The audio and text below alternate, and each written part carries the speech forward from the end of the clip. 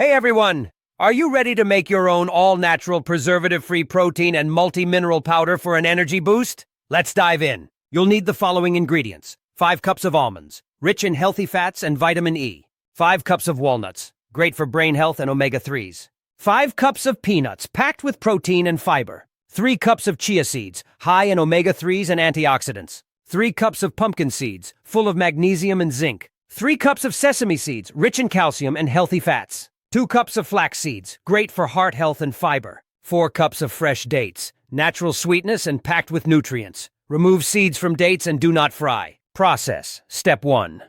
Fry each ingredient for 4 to 6 minutes to remove the raw smell.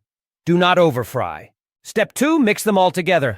Step 3. Blend until you have a smooth powder. Store in an airtight glass or stainless steel container. Pair it with dairy or fortified milks like oat or almond milk.